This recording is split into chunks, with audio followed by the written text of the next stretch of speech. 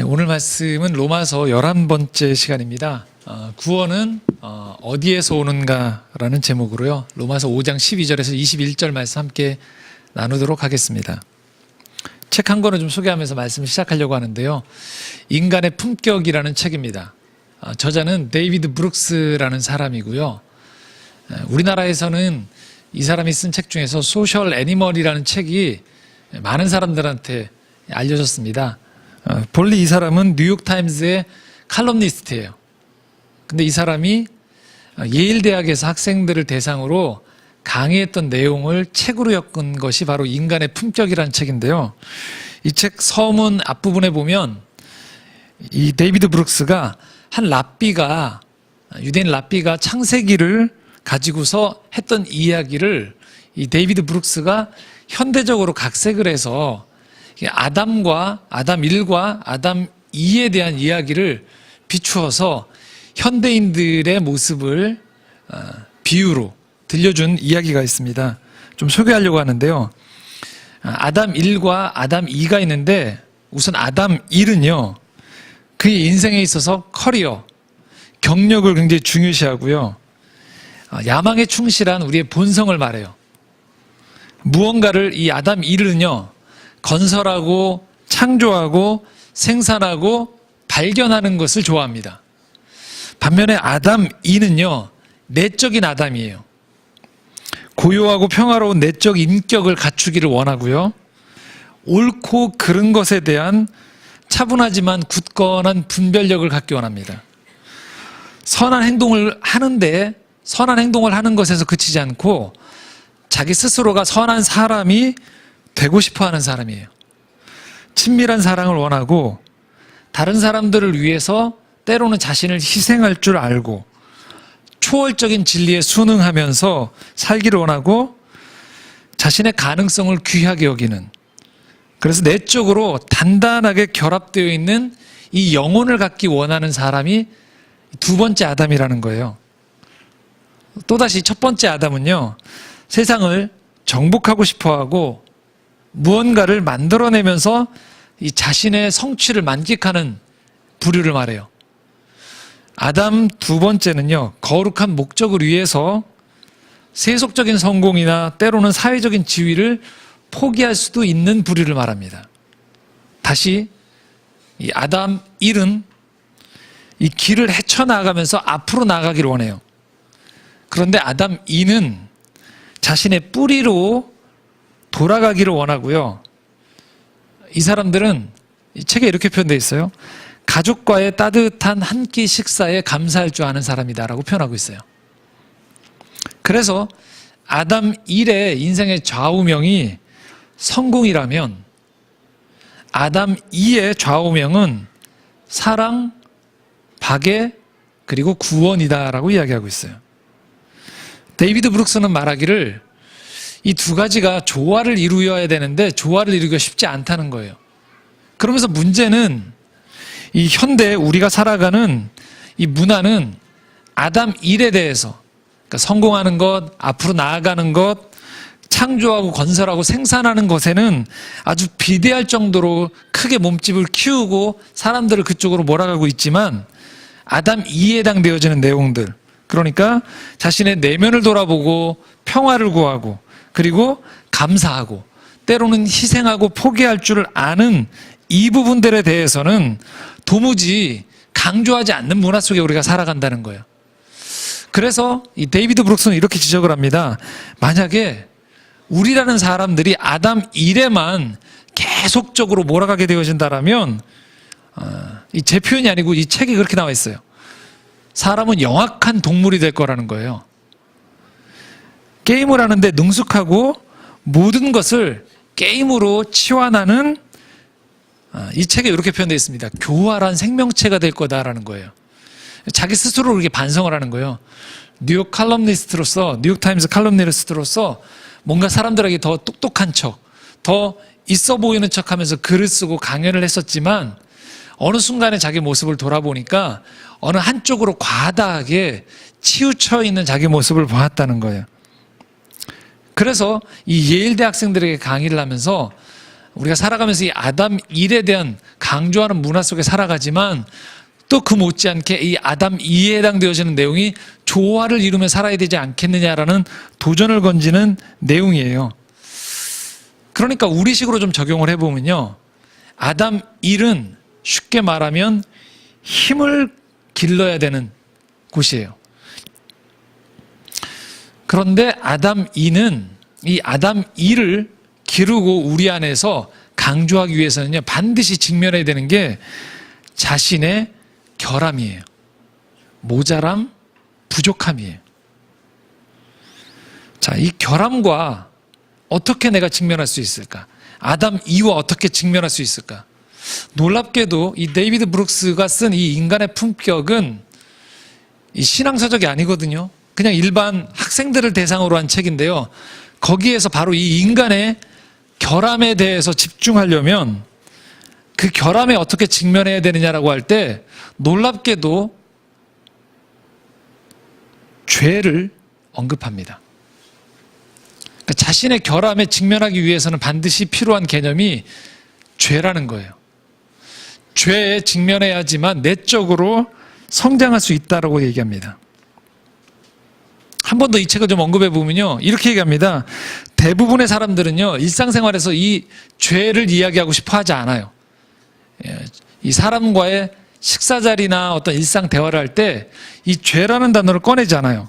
보통은요, 우리가 이런 죄의 문제를 언급할 때는 언제냐면 사회적인 구조나 불평등, 다른 사람의 잘못을 지적할 때에는 이야기를 합니다. 하지만 보통 평상시에 우리 대화에서 내면 안에 존재하는 죄에 대해서 언급하는 경우들이 드물다는 거예요. 이유는 이렇게 분석을 합니다. 현대인들이 죄를 받아들이기에는 죄라는 것들에 대한 인상이 너무 어둡다는 거예요. 너무 어두워 보이는 거죠, 죄 얘기하면. 두 번째는요, 마치 이 죄라는 개념이 쾌락이라는 것에 대해서, 즐거움이라는 것에 대해서 뭔가 선전포고를 하는 것처럼 여겨지는 거예요. 그래서 누군가 즐거운 시간을 보내고 있으면 이 죄를 언급하는 사람은 누군가의 행복하고 즐거운 모습을 보면서 굉장히 불안해하고 메마르고 독선적이어서 저 행복을 어떻게 하면 끌고 와서 이 사람한테, 책에서 이렇게 표현합니다. 손바닥을 때릴까? 너무 즐거워한다고. 그렇게 메마른 사람처럼 여겨지는 그 문화가 있다는 거죠. 그러다 보니까 사람들은 죄를 입 밖에 언급하는 것을 꺼려한다는 거죠. 그런데 데이비드 브룩스는 단호하게 이렇게 말해요. 죄는 우리의 정신세계를 완성하는 데 있어서 꼭 필요한 요소다. 반드시 필요하다는 거예요. 왜냐하면 우리 삶에 있어서 이 도덕과 관련된 일에 있어서 유일하게 도덕을 가르쳐 줄 수 있는 개념이 바로 죄이기 때문이다라는 거예요. 보통 우리는 일상생활에서 죄라는 단어 대신에 어떻게 다른 단어들을 언급하냐면요, 실수, 오류 또는 약점이다라는 단어로 대체해버리는 거죠. 사실 이 단어들은요, 실수나 약점, 오류는요, 엄밀히 말하면 이 도덕이라는 개념과 동떨어져 있는 거예요. 슬쩍 그걸 빼버린 거죠. 하지만 여러분들이 인생을 살아보시면 삶의 아주 본질적인 부분에 있어서 어떤 개인의 책임, 그리고 도덕적인 어떤 선택을 할 때 있어서 우리가 이 죄라는 문제를 간과할 수 없다는 것을 우리는 살아가면서 느껴보게 되는 것이죠. 그래서 우리가 죄에 대해서 이야기한다는 것은요, 한마디로 당신은 죄인이다라고 이야기한다는 것은 근본적으로 사람이란 존재가 결함을 가지고 있다라고 표현할 수 있어요. 사람은 결함을 가진 존재예요. 이걸 이렇게도 표현할 수 있겠죠. 제가 종종 쓰는 표현입니다. 사람은 깨진 존재라는 거예요. 영혼 깊은 곳에 깨어짐을 안고 살아가는 존재예요. 그리고 그 깨어짐에 부인할 수 없는 맨 마지막 종착지는요, 죽음, 곧 사망이 우리를 기다리고 있다는 거죠. 그래서 우리가 아무것도 모르는 어린아이가 아니고 조금 더 인생을 알기 시작하면 이렇게 표현할 수 있을 것 같아요. 맨정신으로 우리가 인생을 바라보면 사실 인생에는 불행의 요소들이 너무 많아요. 그리고 죽음을 비롯해서 우리 삶의 사건, 사고가 다가오는 것들에 대해서 현재적으로는 평안하지만 언제 어디에서 그런 사고와 위험이 나를 덮칠 줄 모르는 불안 요소를 안고 살아가는 대단히 불안정한 존재가 인간이다라고 얘기할 수 있겠죠. 그리고 이런 인간의 상태에 대해서 성경도 모르지 않아요. 12절 말씀, 오늘 우리가 함께 읽었던 12절 말씀은, 그래서 이 말씀을 이렇게 표현합니다. 한번 같이 읽도록 하겠습니다. 그러므로 한 사람으로 말미암아 죄가 세상에 들어오고 죄로 말미암아 사망이 들어왔나니 이와 같이 모든 사람이 죄를 지었으므로 사망이 모든 사람에게 이르렀느니라. 아멘. 여러분 참 희한하지 않습니까? 왜냐하면 모든 사람이 죄에 이르렀다고 성경이 선포하고 있어요. 죄를 졌다는 거예요. 결함을 가지고 있고 깨어졌다는 거예요. 그냥 이걸 철학적인 개념으로 생각하면 대단히 어려운 문제 같지만 그렇지 않아요. 그냥 여러분 스스로에게 한번 적용을 해보십시오. 여러분도 한 주간 삶을 되돌아보시면 누군가에게 상처를 받았어요. 그렇죠? 그런데 인정하기 싫지만 나도 누군가에게 상처를 줍니다. 한 주간 아무리 조심해서 살아가도 어딘가에서 나도 모르게 정해진 규칙이나 윤리를 어기는 지점이 발생해요. 아주 급하게 다급하게 뛰어가다가 신호를 어길 수도 있고요. 또 누군가에게 의도치 않게 표독스러운 말을 건넬 수도 있고요. 또 때로는 나는 의도하지 않았지만 누군가가 나를 보았을 때 불쾌감을 갖게 되는 행동을 내가 유발하기도 하고 다른 사람에게 내가 그런 유발함을 당하기도 합니다. 그리고 참 인정하기 싫지만 어느 누구도 건강관리를 잘해도 어느 시점에서 우리 인생에선 결국 우리 모두가 다 죽을 수밖에 없다라는 것이죠. 성경은 그래서 이 두 가지를 같이 엮어서 이야기해요. 죄가 모든 사람에게 이르렀고 그 죄의 끝에 맨 마지막에 우리 인생에는 사망이 찾아온다라는 거예요. 자, 이게 바로 성경에서 이야기하는 직시하고 있는 인간의 한계 상황이에요. 우리의 운명이라는 거죠. 특별히 성경이 주목하는 인간의 운명이 한 가지 더 있어요. 14절 말씀입니다. 한번 같이 읽도록 하겠습니다. 그러나 아담으로부터 모세까지 아담의 범죄와 같은 죄를 짓지 아니한 자들까지도 사망이 왕노릇하였나니 아담은 오실자의 모형이라. 맨 마지막에 가보면 사망이 우리는 인정하기 싫은데 왕노릇을 하면서 인간의 삶을 좌지우지한다는 거예요. 자, 그리고 그 대표자로 누구를 산정했냐면 아담이라고 산정을 하고 있어요. 히브리어로 아담은요, 원어는 사람이란 뜻이에요. 그러니까 여러분께서 그 인류의 첫 원형으로 보는 이 아담이 그 사람의 대표자이고요. 그래서 이 아담을 통해서 성경이 우리에게 얘기하고 싶은 것은 하나님은 이 아담, 사람, 이 세계를 좋은 것으로 창조했지만 어느 순간에 죄가 우리 안에 들어오면서 깨지고 상한 존재, 결함이 있는 존재가 되어진 게 이 세상이고 인간이라는 얘기를 성경에서 하고 있는 거예요. 자, 여러분께서 창세기 첫 시작을 보면서 항상 하시는 질문이 있어요. 아담을 보면서 이런 얘기를 하는 거예요. 왜 인류의 첫 조상이 죄를 지어서 우리를 죄인으로 만드느냐, 이 얘기를 성경에서 하고 있는 게 사실 아니에요. 여러분이 창세기 1, 2, 3장을 보시면서 왜 아담은 그렇게 죄를 졌지가 아니에요. 아담을 통해서, 아담으로 대표되는 사람을 통해서 우리의 모습을 보는 거예요. 그러니까 아담을 보면서 우리가 깨닫는 것은요, 저게 우리 모습이구나라는 거예요. 왜 첫 조상 아담은 죄를 지었지가 아니고요. 아, 저게 내 모습이구나. 아담, 그 사람은 꼭 또 죄를 짓는 존재구나를 우린 창세기를 보면서 발견한다는 거예요. 처음 하나님이 지어놓으셨던 그 부인을 보면서, 아내를 보면서 내 뼈 중에 뼈고 살 중에 살이라고 칭찬했던, 사랑을 고백했던 그 아담이 죄가 들어오면서 그 아내를 향해서 탓하는 거죠. 이 여인이 선악과를 따먹으라고 해서 내가 따먹었다라고 책임을 전가하는 모습이 들어오기 시작하는 거죠. 하나님과 함께 동산에 거닐기 좋아했던, 그 하나님을 아버지라고 모시면서 그분과 조화롭게 사는 것이 어색하지 않았던 그 인생이 어느 순간에 하나님을 인정하기 싫어하는 거죠. 창조주를 인정하기 싫어하면서 하나님을 피해 달아나는 모습으로 돌아간 것, 변해버린 것, 그것이 인류 첫 조상 아담의 모습이자 오늘을 살아가는 우리의 모습이다라는 것을 성경은 말하고 있는 거예요. 바로 이 지점에서 우리가 아주 중요한 질문에 봉착하는 거예요. 하나님이 정말로 그렇게 만드셨는가, 사람을? 아니라는 거예요.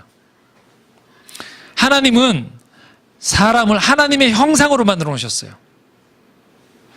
자유의지를 가진 하나님을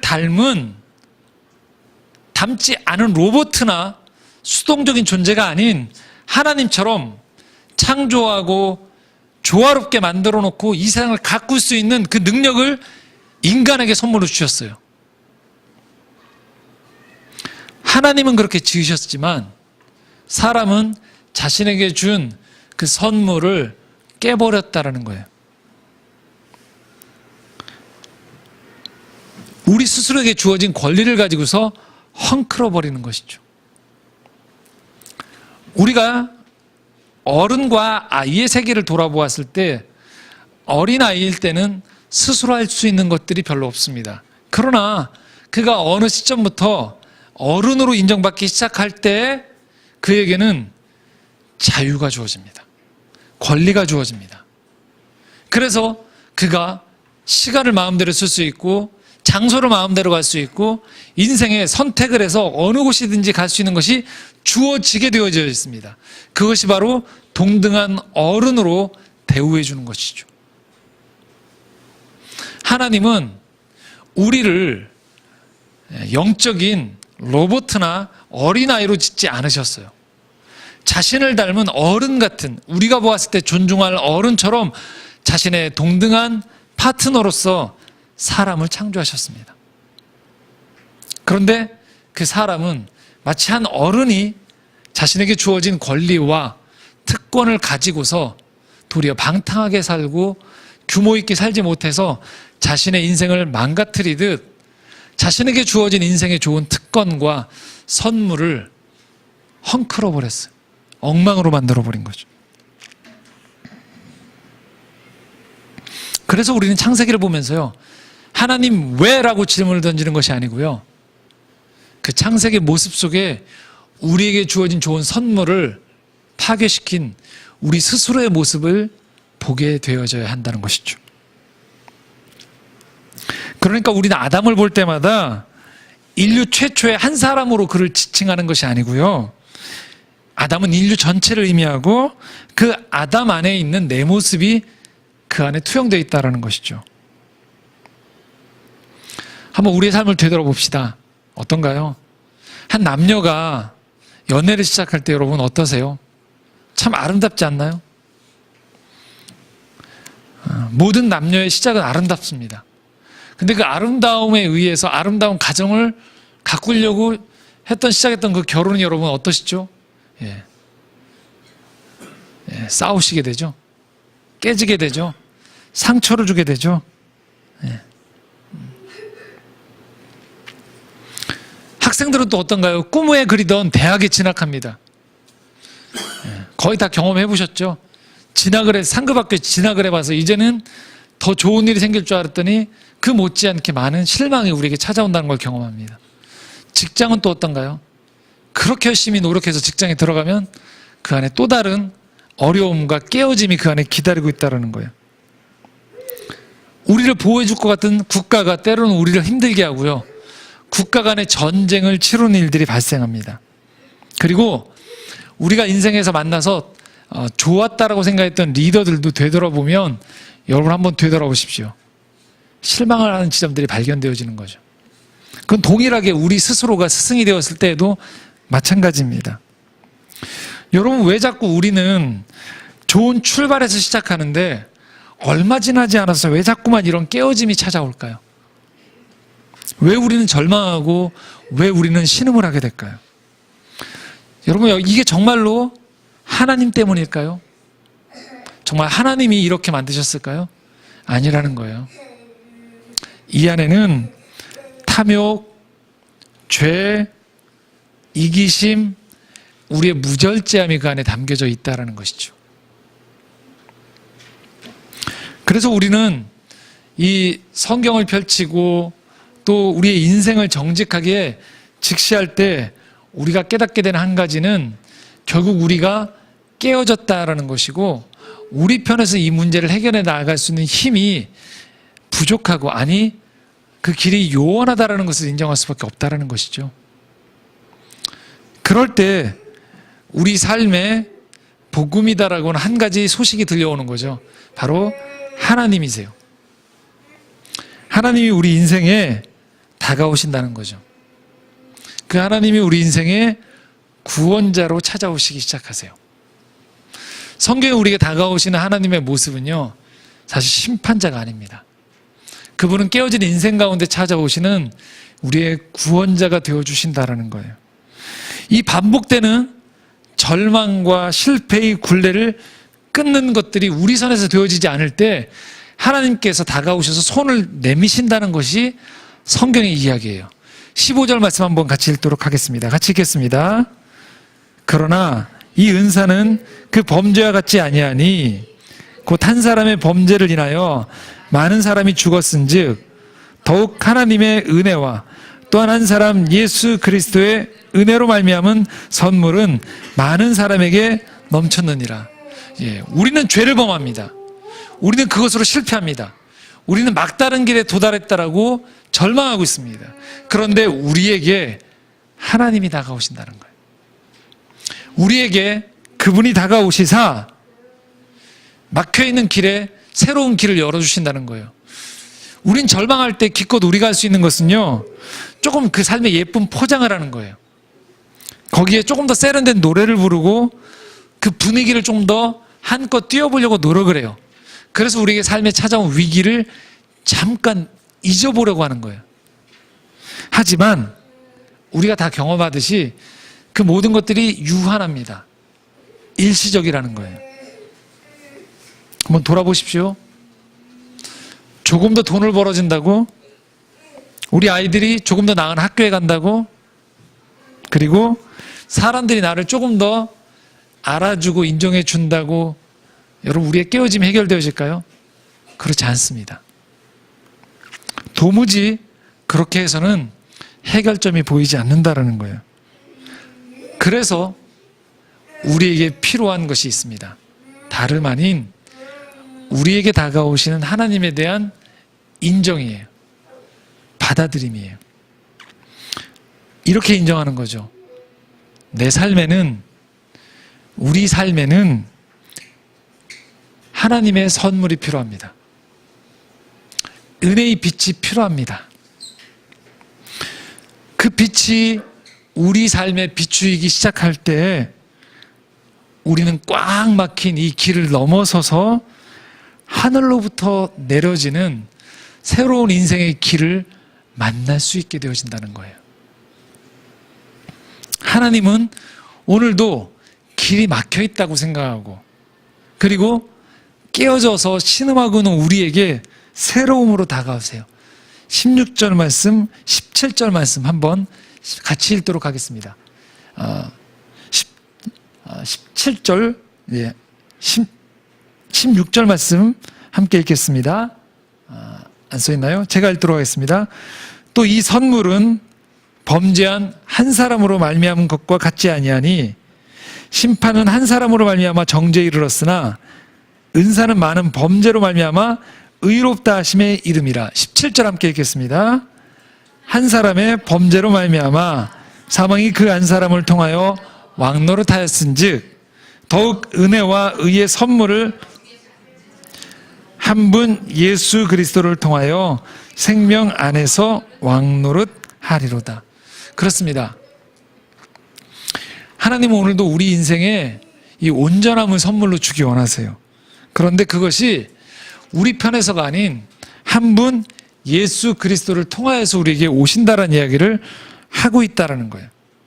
자, 이 시점에서 우리가 여러분 스스로에게 물어볼 질문이 있습니다. 오늘 말씀에 써 있는 것처럼 생명 안에서 예수 그리스도가 우리 삶에 왕노릇한다는 게 과연 어떤 의미일까요? 여러분, 예수 그리스도가 왕노릇한다는 것은요, 그냥 이 머리 안에 교리로 담아두라는 얘기가 아니에요. 이겁니다. 여러분 스스로에게 한번 질문을 던져보는 거예요. 내 인생을 나는 정말로 심각하게 생각하는가를 물어보시라는 거예요. 그냥 내 마음속에 어떻게 하면 이 위기를 좀 모면해보겠다. 이번에 이런 방법을 누구의 도움을 받아서 이걸 한번 넘어가 보겠다. 이번에 내가 조금 더 어떤 묘책을 내서 한번 찾아온 이 위기를 슬쩍 넘어가 보겠다. 혹시 그렇게 생각하고 있는 것은 아닌지요? 예수가 우리 인생에 왕노릇한다는 것은요, 내 인생을 내 노력만 가지고 안 된다는 그 한계를 진정으로 내가 인정하느냐의 문제예요. 나 홀로는 선한 의지를 가지고 이 죄악이 관영한 세상 속에서 그렇게 뚜벅뚜벅 내게 주어진 인생의 길을 걸어갈 수 있는 힘이 부족하다라는 것, 선한 의지가 부족하다라는 것을 인정하는 것을 의미해요. 만약에 내가 인생의 이 문제를 나 홀로 해결해 나가려고만 한다면 우리 인생에 쌓이는 것은요, 긴장이 초래할 수밖에 없습니다. 살아간다는 것은 긴장하지 않고서는 도무지 살아갈 수 없는 것이죠. 여러분, 오해하지 마십시오. 예수 그리스도를 왕노릇으로, 그분이 우리 인생의 왕이 되어진다는 것이 그분께 모든 걸 다 맡겨놓고 나는 철없는 어린아이가 된다는 말이 아닙니다. 그러나 분명한 것은 인생을 나 혼자 긴장한 상태에서 최선을 다해서 그렇게 완벽하게 만들어갈 수 있느냐라는 문제예요. 인생을 겪고 완벽할 수 없다라는 거예요. 깨어짐에도 불구하고 그 깨어짐 속에 오늘도 내게 손을 내미신 그 예수 그리스도를 붙잡고 인생을 온전함을 추구하며 나아가는 그 부르심이 인생의 선물이라는 거예요. 그렇게 되어지지 않으면 인생은 투쟁의 연속입니다. 인생은 누가 이기느냐 지느냐의 싸움일 뿐이고요, 인생은 누가 더 많은 힘을 갖느냐의 싸움으로만 귀결되어지게 됩니다. 그렇게 우리가 긴장하며 싸우고 있는 이 삶에 끊임없이 하나님이 찾아오시면서 다가오시는 이유는 그렇게만 살아서는 인생이 허무해진다는 거예요. 오늘 말씀 20절, 21절 말씀 한번 읽도록 하겠습니다. 같이 읽겠습니다. 율법이 들어온 것은 범죄를 더하게 하려 함이라. 그러나 죄가 더한 곳에 은혜가 넘쳤나니 이는 죄가 사망 안에서 왕노릇한 것 같이 은혜도 또한 의로 말미암아 왕노릇하여 우리 주 예수 그리스도로 말미암아 영생에 이르게 하려 함이라. 아멘. 죄가 더한 곳에 은혜가 넘친다는 거예요. 내가 깨어졌다라는 것들을 깨달을 때, 인정할 때, 나만 가지고 안 된다라는 걸 인정하는 그곳에 세상에서는 정죄를 하고 따돌리고 이 무대에서 사라져버리라고 요구하는 그 시점에서 내가 깨어진 것을 인정하는 그 지점에서부터 은혜가 찾아온다는 거예요. 왜요? 하나님의 손을 내가 붙잡기 때문입니다. 하나님이 일부러 우리를 깨트리시고서 너는 나 없으면 안 돼 라고 골탕 먹이시는 게 아니라는 거예요. 내 한계를 철저히 느끼는 순간, 인생과 더불어 살아가는 이 땅의 한계를 철저히 느끼는 그 순간에, 그래서 내가 사람의 노력만 가지고서 이 인생을 해결하지 않겠다라고 결심하는 순간에 우리는 새로운 차원의 인생에 눈에 보이는 사람의 존재를 넘어서는 하나님의 개입하심이 있구나라는 것들을 깨닫게 되어지며 우리의 영적인 차원이 열리게 되어진다는 것이죠. 그럴 때 우리에게 찾아오는 것이 있어요. 다름 아닌 인생에 은혜가 찾아온다는 거예요. 여러분께 질문합니다. 여러분은 오늘도 인생을 최선을 다해서 살아가는 것, 그것만이 전부라고 생각하십니까? 아니면 결국 인생이라는 것은 은혜로 살아가는 것이구나라는 것들을 깨닫고 있습니까? 우리가 은혜로 이 세상을 바라보기 시작하면 여러분, 세상이 달리 보이기 시작합니다. 전에 이 세상이 정글이었다라면, 전에 이 세상이 외나무다리였다라면, 전에 이 세상 위로만 올라가는 사다리였다라면, 이 은혜의 하나님을 만나기 시작하면 우리 인생이 하나님의 자비와 긍휼과 선한 의지로 이 땅을 이끌어 가시는 하나님의 구원이 이 땅에 펼쳐지고 있음을 우리가 보게 되어진다는 것이죠. 그렇게 되어질 때 그 은혜를 깨달은 사장님은 그 직원들을 바라보면서 부리는 사람으로만 바라보는 것이 아니고요, 그 직원들을 삶의 동반자로 보게 되는 거예요. 함께 내가 만들어 놓은 이 회사를 함께 이끌어가는 동역자로 그 직원들을 인정하기 시작하는 거예요. 직원들이 은혜를 깨닫기 시작하면 그 사장님을 바라보면서 단순히 월급을 주는 기계로만 바라보는 것이 아니고요, 그 사장이, 리더가 이끌어가는 가운데서 그가 인생에서 쥐어야 되는, 짊어져야 되는 인생의 무게를 보기 시작해요. 그의 고뇌를 보기 시작하고요, 그가 마땅히 감당하는 가운데서 이 공동체와 이 조직을 끌어가는 가운데 있는 인생의 고뇌를 보기 시작하는 것이죠. 가족끼리 은혜를 깨닫기 시작하면, 왜 당신은 이전에 은혜를 깨닫지 못했을 때 이 역할을 다하지 못하느냐라고 서로 간에 질책하고 책망했다라면, 우리 안에 은혜가 찾아오기 시작하면 상대방이 나에게 해주고 있는 것들, 그리고 그가 내 옆에 있는 것들의 그 존재 자체가 나에게 감사함으로 다가오기 시작한다는 것이죠. 바로 우리 삶에 은혜가 찾아올 때예요. 은혜가 찾아올 때 우린 자녀를 바라보면서 너는 왜 이것을 못하니? 왜 너는 다른 아이와 더 똑같고 더 탁월하지 않니가 아니고, 그 아이가 우리 집안에 찾아온 것을 선물 그 자체로 받아들이기 시작한다는 것이죠. 내가 만들어 놓은 것이 아니기 때문에 그렇습니다. 그것이 은혜입니다. 교회는 결국 얼마나 많은 능력을 갖출 수 있는 도덕적인 완벽함을 추구하는 도덕적 전사들을 양산해내는 훈련소가 아니에요. 교회는요, 얼마나 많은 법칙을 다 지켜낸 사람들끼리 의시되는 경연장이 결코 아닙니다. 교회는 오늘도 내가 그렇게 깨어진 존재라는 걸 인정하는 사람들이 모여서, 그렇게 깨어진 존재들이 하나님께 예배를 드리는 가운데에서 그 하나님이 오늘도 이 땅을 은혜와 자비로 이끌어 주고 계심에 감사로 응답하며 또 한 주를 살아가며 경쟁 속에, 치열함 속에 살아가는 이 세상 속에서 그래도 하나님의 자비가 있으며 하나님의 선이 있으며 하나님의 구원이 이 땅 가운데 펼쳐지고 있는 곳이 바로 이 세상이요, 이 세상의 관계임을 깨달아서 이 예배를 통해서 힘을 얻고 지혜를 얻고 그렇게 용기를 내며 돌아가는 곳, 그것이 교회이고 예배인 것입니다. 그러므로 이 자리에 있는 여러분 모두는요, 저를 비롯한 우리 모두는 사실 깨어진 사람들이에요. 부족한 사람들이에요. 그런데 우리가 오늘도 하나님을 찬양할 수 있는 이유는 우리가 잘나서도 아니고 우리가 완벽해서도 아니고 우리가 무언가를 성취해서도 아니고요, 우리를 은혜로 불러주시는 하나님이 계시기 때문이다라는 것이죠. 그것이 바로 우리에게 오늘도 죄가 넘친 곳에 은혜가 있다라고 말씀하시는 구원의 하나님이 다가오시는 방법인 것입니다.